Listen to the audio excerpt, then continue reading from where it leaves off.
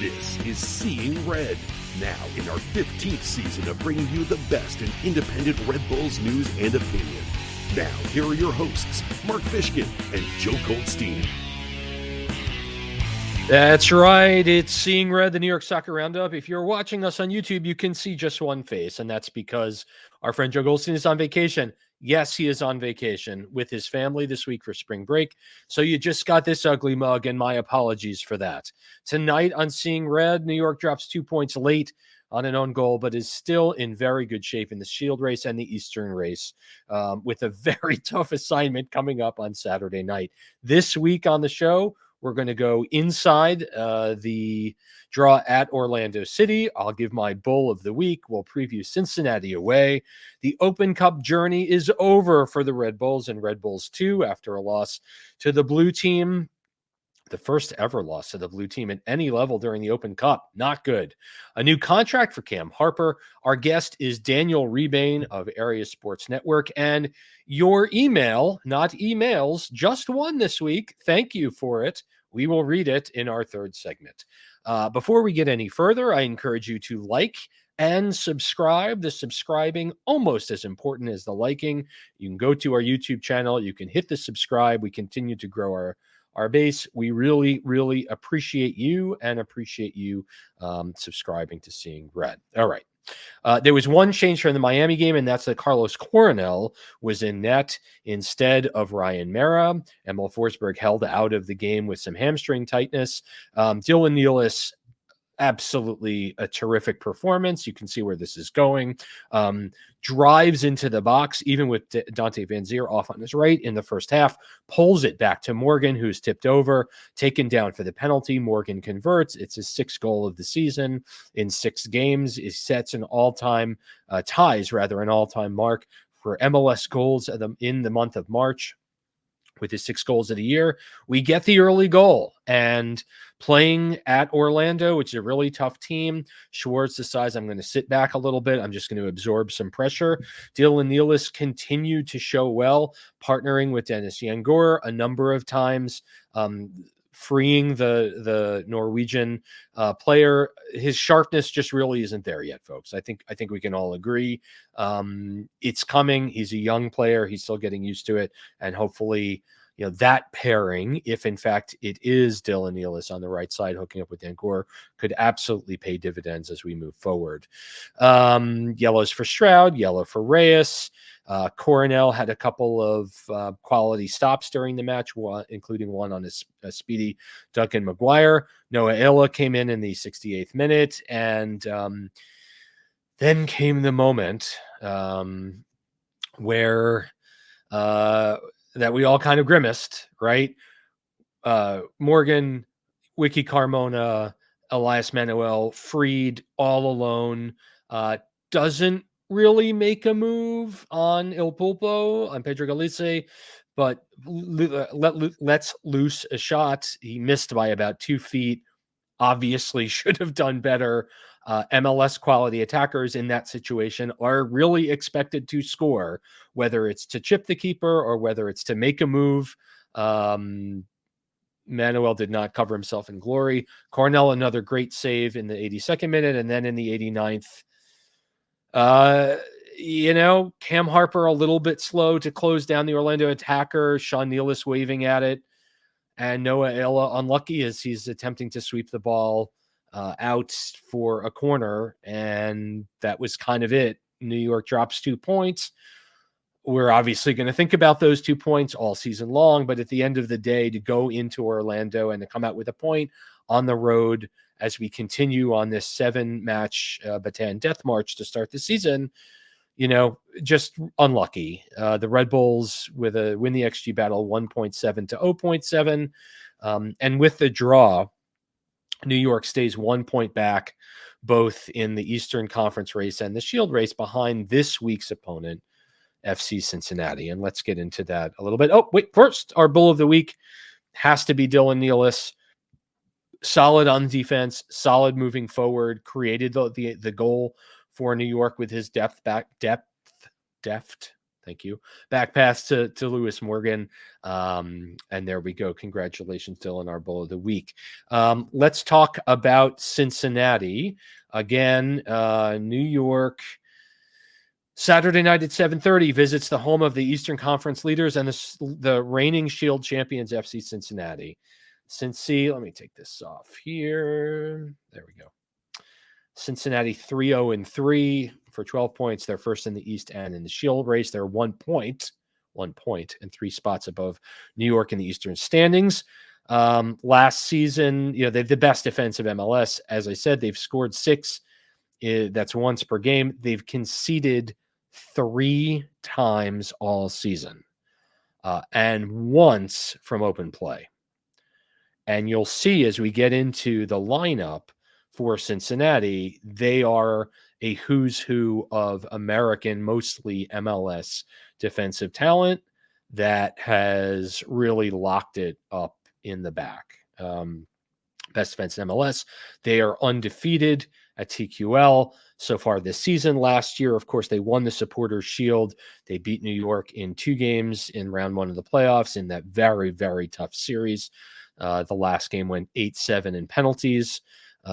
They beat Philadelphia 1-0 in the Eastern Conference semifinal game, and then lost in the Eastern Conference final 3-2 to Columbus. Some changes from last year.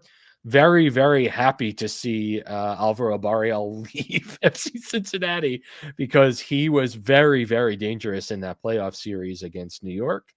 Of course, Brandon Vasquez has departed. He left for Monterrey. He's scoring big goals for them. He's scoring goals for them against Cincinnati in the CONCACAF Champions Cup, which helped knock them out.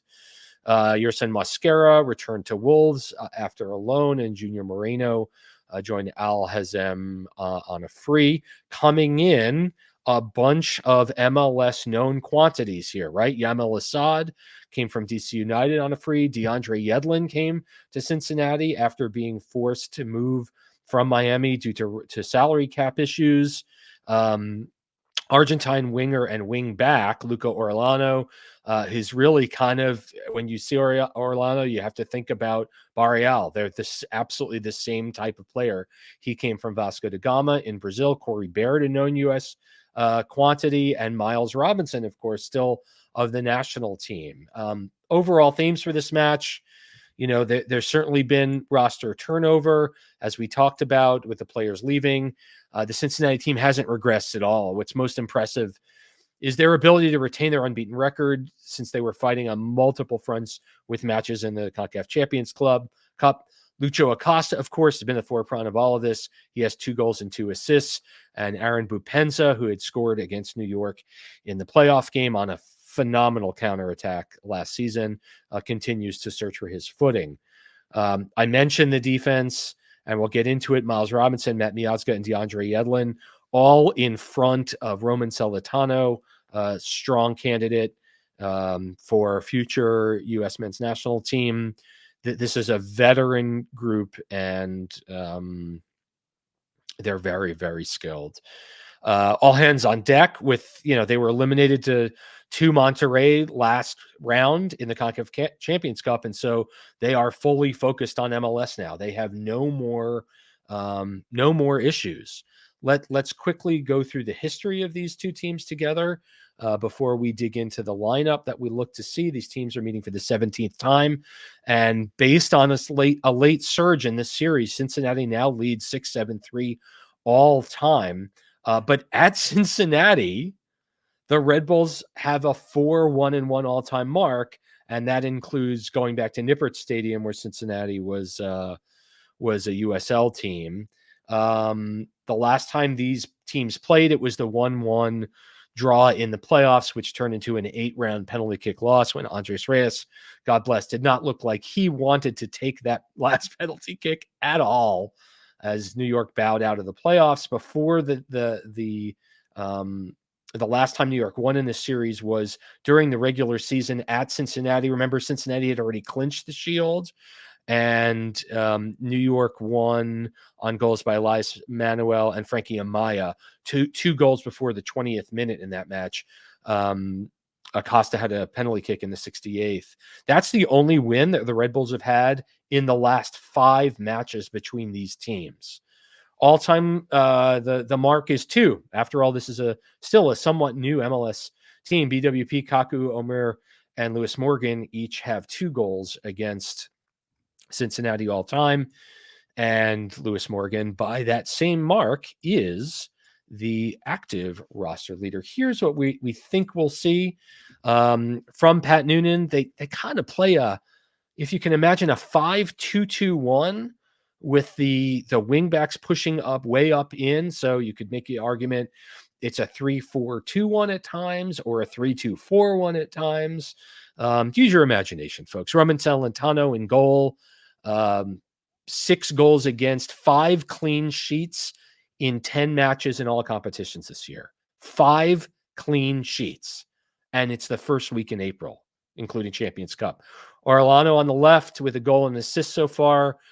Ian Murphy, American, Matt Miazga, Miles Robinson, and DeAndre Yedlin with 2 assists so far since coming from Miami. Pavel Buka, a Czech, 5 goals and 5 assists with Plissen last year. Yaya Kubo, who's been part of the Cincinnati story for many, many years. He has a goal so far. Lucho Acosta, 3 goals and 3 assists in all competitions so far this season. Corey Baird with an assist in 9. And Aaron Bupenza from Gabon with 3 goals. So, this is a team that is on top of the league, and they are only for now focused on the New York Red Bulls. Out of them, they don't have to worry about anything. It's going to be a very, very tough assignment. And I'll give a prediction before we get any further. I think unless Emil Forsberg is ready to go in his full strength in this match, and we won't know till Thursday at practice, and I'll get to be there, and I'll certainly share with you. Watch our socials. I think this is as tough, if not a tougher assignment than Columbus, to be frank. It's the same situation. These teams met in the Eastern Conference Finals last year. Cincinnati is absolutely on top of their game. They've conceded 3 times in 6 matches, as I said, in the league. I think New York's going to lose this game 2-0, and it's going to be okay. And New York is going to be able to kind of put all that behind us as we move towards a more reasoned focus. And we're going to talk about with Daniel Rebain in a few minutes. I mean, think about who this team has played already. Miami, Columbus away, Cincinnati away, Orlando away in the first 7 matches of the season. Very, very tough. And to have New York be where they are as they continue to figure out who they are, I don't think that's necessarily a bad thing. And yes, this team could have done themselves a huge service by holding on for just a few more minutes against Orlando, but they didn't. And, we'll see if those 2 points come back to bite. All right. Last night in an absolute downpour that persists till today, and out in Belson Stadium in Queens, the Red Bulls scored early in both halves of the match, but Red Bulls 2, that is, wound up dropping the first ever decision to NYCFC in any type of Open Cup experience, 4-2. Serge Gomez scored in this game, which was great. The turning point for me, down 3-2, Julian Hall had an opportunity on a penalty kick that was saved by the NYC keeper with about 20 minutes from time. New York then conceded again and made the final 4-2. Nothing to be embarrassed about. It was a good game. New York's back line was really torn apart all night long, played in horrific conditions. And if you were there, and I said this on social media, like if you were at Red Bull Arena for the 2 league games and you made it to Montclair State for the teams, there were 2 teams win over Hudson Valley in 28-degree weather, and then you made it to Belson Stadium. If you're one of the few, the proud, I mean, you should have a Laurel and Hardy handshake from this team. I mean, that is fandom above and beyond. And I know it's not a large group, but absolutely spectacular fandom if you made the trip. Someday this team will play in pleasant weather. I don't know when that is. Anyway, after 2 matches, the Red Bulls are out. NYCFC moves on to take on a USL Championship game in the third round, and the draw for that will be on Thursday. Cam Harper, the young 23-year-old for New York who came to the team in 2020. He's in his 4th season with the team. 3 more years, a new contract for Cam. Congratulations. There's an option to keep him here in 2028. 71 appearances so far over 4 seasons, and he's made 36 starts. The majority of those starts came in 2023 when the team was without Lewis Morgan. 4 goals and 6 assists. Hard to say. And, Cam, and you'll hear me talk about this with Daniel Rebain, Cam has a lot of competition to be a regular everyday player. Now, every team needs players to push starters on their lineup. And the more fierce competition in practice, the better it's going to be for New York as a whole. But I think by and large, he has a long way to go to become a regular starter on this team. And you need depth players in order to make it go. So congratulations, Cam. We hope to talk to you on Seeing Red soon. Next up on the show, we're going to have Daniel Rebain of Area Sports Network. And then we'll come back for our lone email. So keep it here, won't you? Thanks so much.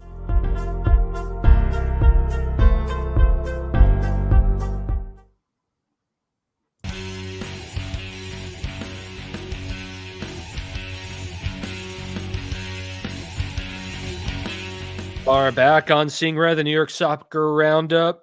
It's me, Mark, riding solo this week, but very, very happy to have a guy who's been covering the Red Bulls in a wonderful, wonderful capacity for the last couple of seasons. That's Daniel Rebain of Area Sports Network. Daniel, welcome back to Seeing Red. How are you, sir?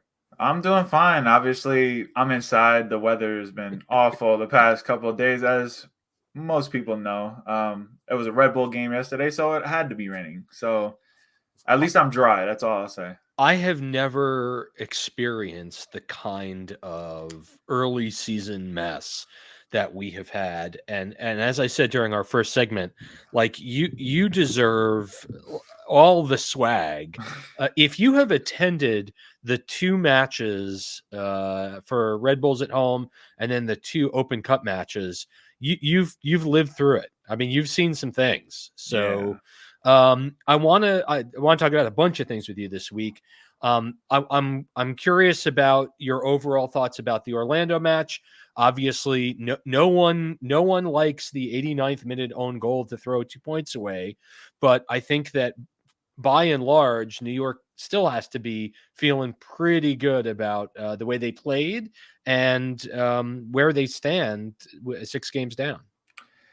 Yeah, obviously 2 points drop. That own goal late it's tough. It's a tough break because obviously they kind of I would say they deserve the 3 points for their overall 90-minute play, but it happens. Football, stupid things happen. So, but the rest of the game, the pretty fine. Defending was good. They got their early goal. They sat back a bit more than we expected, probably, and that's probably why the goal happened because we kind of saw it coming eventually for Orlando. But hey, man, a point is a point on the road. Yeah, and our Bull of the Week, Dylan Nealis, I think really put his stamp on the game. He was generating attack as well as making some key blocks and some key runs to keep Orlando away from the net. This was kind of Dylan unleashed. I mean, the ball that he had that helped unlock, create the penalty. And then he and Yengor on that side of the field continuing to connect kind of over and over again. Just really spectacular. Yeah, for like the past year and a half, the right back position has been in flux. Nobody seems like they wanted to ever take the position up. And to be fair to Dylan early this season, I mean, he's been pretty solid over there at the right back. Obviously, he drew the penalty with some great skill. We all know Dylan Nealis got drafted 3rd overall for a reason. Like, he has some skill. It just hasn't been able to come consistently in MLS play. So if he could keep this up, that's one less spot they have to worry about filling this summer. And you could really see in the case of Yengur, I mean, it's coming for him. He's still not fully fit. He's still not 100% sharp. And I mean, he had a couple of really nice looks provided by Nealis to put ball on frame. It didn't happen for him, but I think Red Bull fans are good to offer him a little bit of a break as he works his way into the team. Yeah, he's looked really good since he's come into the league. Obviously, he's coming from Norway, the Norwegian league. And we talked to him after, I believe, is the Miami game, where they won 4-0 in the rain. But he talked about how MLS kind of suits his play style. It's open. He's very fast. Like, he was one of the fastest players last year in the Norwegian league, and we've seen his pace already. Obviously, sharpness isn't there, so that's the next step. And once he gets that first goal, I mean, that could be his ceiling just keeps going up. Yeah, for sure. Let's turn our attention now to Cincinnati. As I talked about during the first segment, I mean, at the end of this week, the Red Bulls will have faced Columbus in Columbus, Orlando in Orlando, and Cincinnati in Cincinnati. And they've played Miami. Just about a tough first 7 games, frankly, that you could draw up for New York. Cincy, they've kind of picked up where they've dropped, where they stopped after the Shield last year. They've conceded 3 times in 6 matches. I mean, what should the Red Bulls and what should Red Bull fans expect, and what should their expectations be going into this one? I feel like this game is kind of similar to the Columbus Crew one. Obviously, we were coming in off of massive highs going into that game. They were able to rebound against Miami, get a point against Orlando. It's a tough schedule to start the year. And other than the Columbus game, they've shown with colors through the first couple of games this season. Now heading into Cincinnati is another beast. Obviously, they've got a great home crowd. They still got some great players, even though Brandon Vasquez isn't there anymore.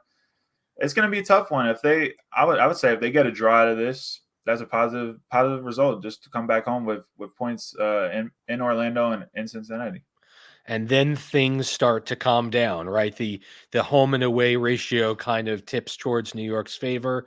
They'll have run the early part of the schedule against the top teams, and they could hopefully, perhaps with a healthy Emil Forsberg, with more and more players in good form, with more choices, more competition for roster spots, right? Every single week, you would hope that New York could kind of settle in and go. Now, you braved the weather. You were inside, but you braved the weather at Belson Stadium last week. I've never been to Belson. It's difficult to get there, it appears. Yes, it is. I mean, I believe that the closest subway stop is a good quarter of a mile away. I'm curious, what was it like? I mean, obviously New York Red Bulls 2 young backline, not really up for the task last night, despite having an attacking core that was pretty sharp. I'm curious what your overall thoughts are as the larger Red Bulls experience kind of bows out early in the Open Cup. Yeah, you brought it up. Not the easiest place to get to. I live in Rockland County, so I had to go over the Tappan Zee Bridge. It took me an hour to get there. Not that much traffic, so I'll give it that. But obviously, rain, wind. To be fair to MSU, people love MSU. The field is really good, even though it's turf. The atmosphere is pretty good for it to be open. Belson's complete opposite. The field stinks. The stadium itself isn't the best. Press box was good. I stayed dry. And it looked good. They opened the scoring early, and I thought, here we go, because I thought this should have been a game that they should have won, especially with NYC missing a bunch of players and Red Bull calling down a couple players from the first team. I thought this should have been a good win for the Twos, but alas, the back line, as you said, was awful in the first half. I can say that. I mean, NYC kept going over the top. Not terribly challenging situations, but New York kept getting flat-footed. And, the joke about this is MLS's insistence that the Red Bulls in particular were not going to be playing their top team. The 2 team bows out after 180 minutes of cup play, once against a USL 2 team that's out of season, right? They haven't even gotten their regular players back from college yet. And then against a team that they're going to see twice a year anyway, or even more, as part of MLS Next Pro. I I mean, I would imagine it was a well contested game that was up for, it was anyone's match kind of midway through the second half. It just seems like a missed opportunity here. I guess, what's your overall take on MLS kind of limiting Open Cup to eight teams rather? Yeah, obviously I don't like that. Obviously, my solution would just be, if the teams want to play, just give them that choice. If they don't, then that's fine. Because you see it a lot of times in England with the FA Cup, the early rounds. They give players in the reserves a lot more chances, and if they keep progressing in the tournament, then you'll see more of the first team. But it is what it is. Red Bull had to play with their second team, and personally, I thought the second team could have made a run in this tournament up to when they played the USL teams. Obviously, last night, it's a one-off game. You have a bad half, and you're eliminated because they couldn't recover. They started the second half strong with a goal from Serge Goma. Thank God he's back. Yeah.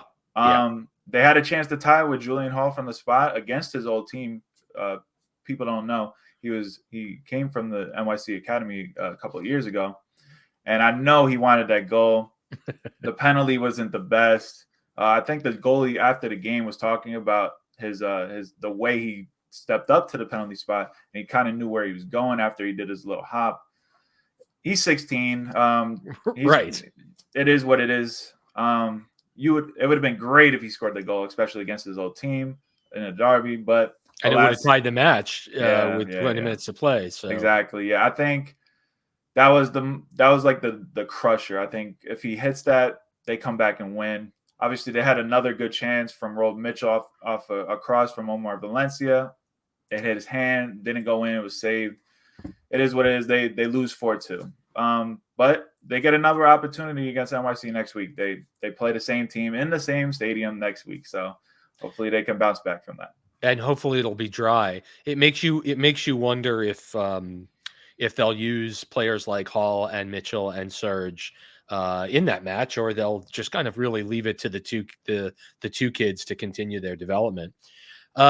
News today: Cam Harper re-upping for 3 years and maybe another. I'm kind of curious. Harper's one of these kind of tweener guys. He came to the club during the COVID year from Celtic. He kind of came with the notion of, I want to play, because he had fallen out of favor at Glasgow Celtic. And he kind of is one of these tweener guys that, he's 23 years old now. Half his starts are off the bench. He did start a number of matches last year when Lewis Morgan was hurt, but now with Yengur brought in, you kind of, it definitely raised my eyebrows a little bit when I saw that he had signed, just because it seems like he's really going to have to fight for minutes even more now. I'm curious what your thoughts are. Yeah, it didn't help that he also injured his foot in preseason. Sure. So he basically didn't have a preseason. But yeah, I'm actually surprised that they re-signed him. As you said, he's a tweener. He's like in the same category as Wiki Carmona. Whenever they played for the twos, they shine. Right. But once they get up to the first team, they'll have here and there chances that they take or they don't take. So I don't know. I think personally I would have let it run out. Maybe they get him to a new deal. He shows that he could still play, and then maybe in the offseason, if they find a replacement or they bring up another guy from the second team or the academy, maybe they trade him for some GAM. I don't know. Obviously, he's going to be a bench player now that we brought Yengar in, Morgan, Forsberg. It's a lot of competition, especially even with Carmona still there. So it's going to be tough for him. Good on him for getting that new deal, but we'll see. It's up to him to take the chances whenever he gets them. Yeah, for sure. And the interesting thing now is it's for the Red Bulls, it's MLS and Leagues Cup, and that's it. Yep. That's it.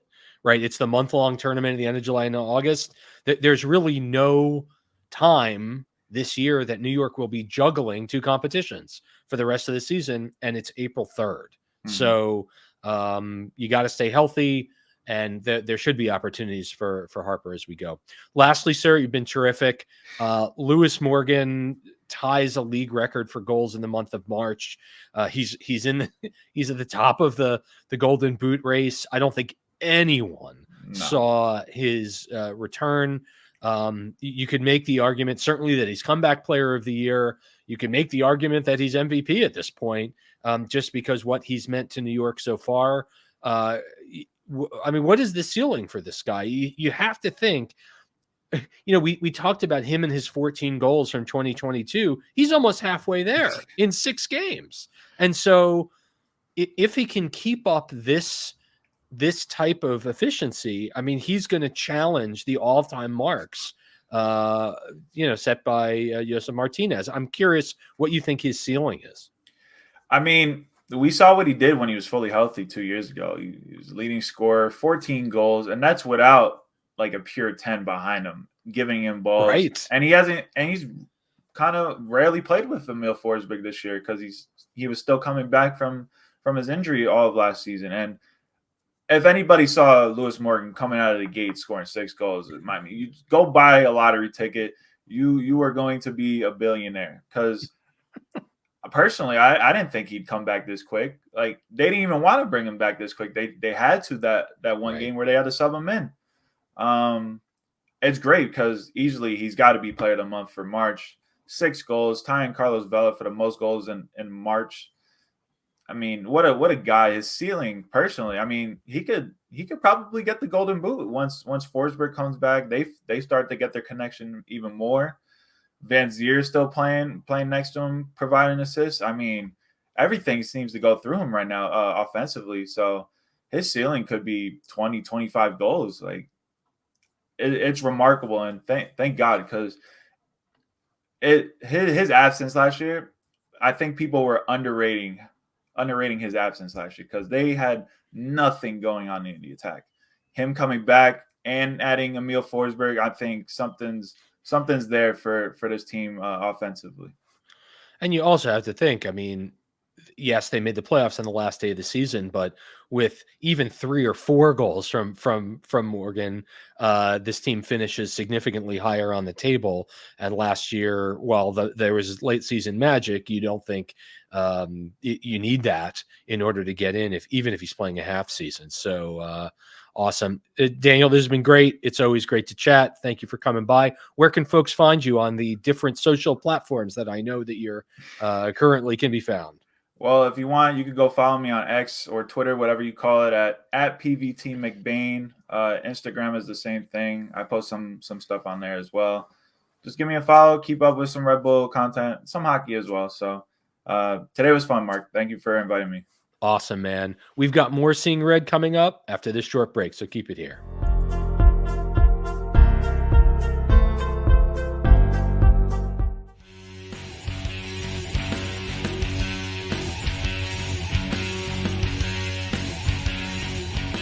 We are back. It's Seeing Red, the New York Soccer Roundup. Mark Fishkin riding solo this week. Joe is on vacation, and that's the gosh darn truth, and he absolutely deserves it. So come back rested and ready next week, sir. You can write us through your internet-empowered email device at seeingredny@gmail.com. We've had some great full email bags over the last few weeks. This week is not one of them. A great email, but not a full email bag. Here's Connor Nasbo, who writes, Mark and Joe. Connor here. Hope the week's gone well. There are 2 things I'd like to talk about. First off, I don't know if it was just me who noticed, but why does everyone have bleach blonde hair in Orlando? Every time it would cut to fans, at least one would be bleach blonde. Maybe it's an Orlando thing, but damn, a lot of teens my age had it. I got nothing, man. Florida does Florida. I don't know what to tell you. I don't know what the kids are doing down in Florida. Secondly, I like to start by saying that according to Alfred Eisenstedt, a smarty pants German guy, I think he said Albert Einstein, the definition of insanity is doing the same things over and over and expecting different results. And Connor, as a young Red Bulls fan, you got to get used to that. A lot like what the Red Bulls were doing against Orlando. They forced our transition and attacks, and it came right back almost every time. Granted, we had our opportunities in the attacking third, but most of the game we defended, which I will not lie was very solid throughout most of the game, thanks to big boy Sean, and then shoved it right back up. Do you think it was our midfield that let us down? I know we were without email, but we still should have controlled somewhat in the midfield. Thanks always for giving us great content that I look forward to all week. That's Connor Naspo. Yeah, Connor, I mean, listen, they were 5 minutes away from walking out with 3 points. And yes, when you're conceding possession, when you're on the road playing a tough team and you're protecting a 1-goal lead, the last thing I think that Schwartz wanted to do was push up too far and leave the team open to counterattacks. Unfortunately, the challenge that New York faced was, players coming off the bench and not making the right closeout. I mean, this was a fluky, lucky goal, and you can say, yeah, it was probably coming, but Orlando is although they're challenged right now, Orlando's a good team. They're a good team, and they play well at home, and they were fighting and scrapping, and sometimes you just have to give it. Yes, would we have preferred for the Red Bulls to hold more possession and make it a little bit easier on the back line? Yeah, but as you said in your note, the defense was doing fine, and they were bending but not breaking until the moment they broke. So nevertheless, for New York to continue to find themselves 1 point off the Shield lead 6 matches in through this brutal road stretch to start the season, I think is wonderful. And hopefully a healthy team, a team that is having a lot of competition at different places for roster spots and active roster spots during the day will be a good thing. Keep in mind, I mean, this team will have been practicing in the rain the entire week, and that's not great. I would hope that perhaps the Red Bulls, they don't yet have their broken ground on their new field, but you would hope that they would have an indoor space where they could really let loose, because it's been a real slog all week. It'll be interesting to see how the team discusses at practice tomorrow what it's been like for them. So I thank you for the email, and I thank everyone here who took their time out of their busy day to watch Seeing Red this week, episode 569. I want to thank Daniel Rebain for stopping by. I want to thank Zach Feldman for stats as always. Please continue to like and subscribe and do us a solid. We are back next week on Seeing Red, and so I'm going to hit the play button, play some music, and say goodbye. Let's go Red Bulls. Saturday night at 7:30. I call it a 2-0 loss to league leader Cincinnati, and then we can just kind of focus on playing some more home games, hopefully in dry weather. Be well, everyone. Good night.